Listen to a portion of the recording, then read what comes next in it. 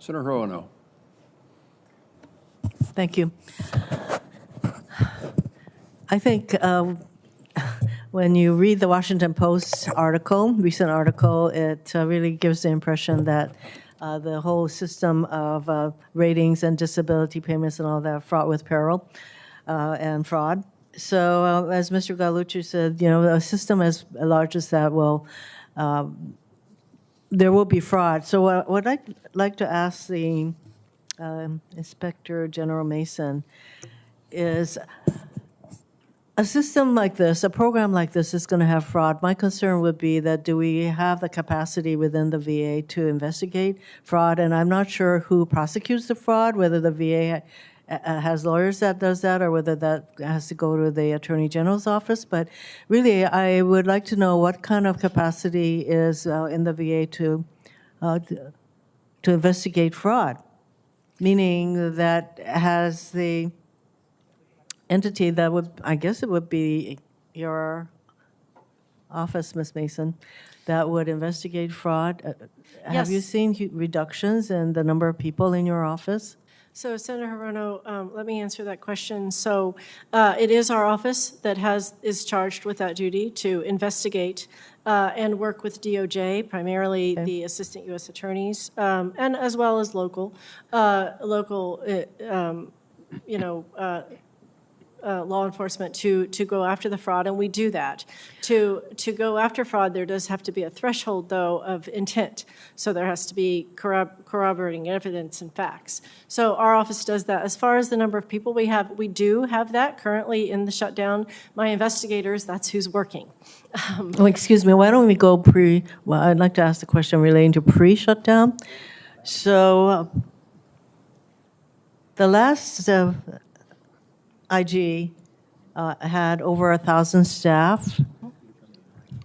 That's Is correct. that what you have? Do you have 1,000 staff Currently, people? we have approximately 1,000 staff prior to shutdown.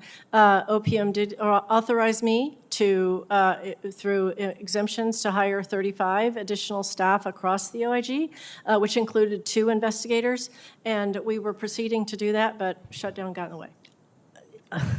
Yeah, we can end the shutdown if a certain party decides to restore health care to the American people, but we won't get into that right now.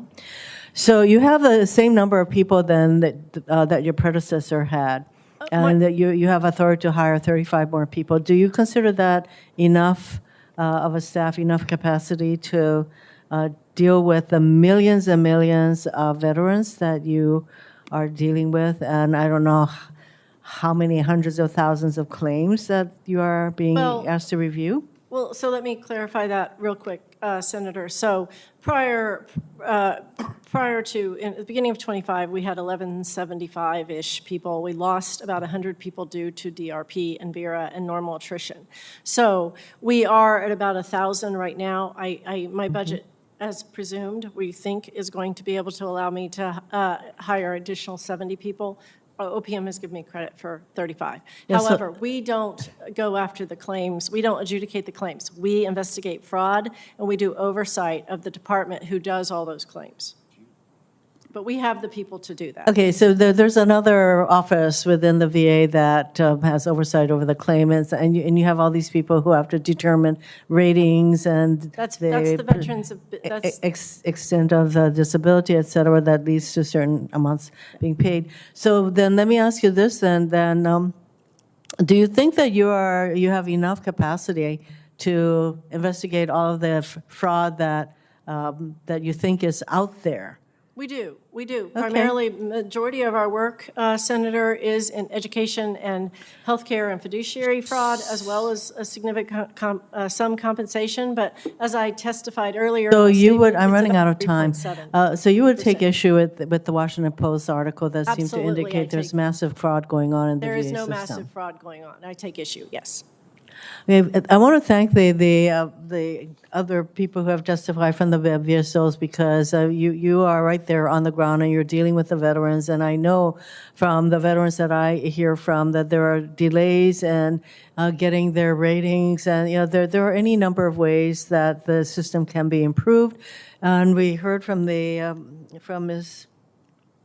Curdo, from GAO about a number of recommendations that could improve the system, and the indications seem to be that the VA has not made the kind of changes that were recommended.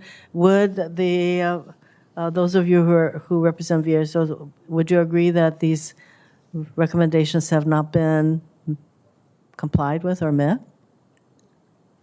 Anybody want to weigh in briefly, because my time is already up? I would agree that oversight and quality controls need to be there. When we're talking about fraud or questionable claims, I point to one of the examples in the Washington Post story where they talked about a veteran who received benefits for an accident while they were related to a DUI. I believe that that's a quality control thing.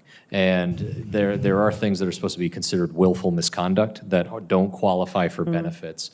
And that when something like that is found, that VA has the quality controls in place to make sure that they're not awarding benefits in the situation that they shouldn't. And do you think they do have those quality controls in place? I think they need to improve on those quality controls, ma'am. Yes. Thank you.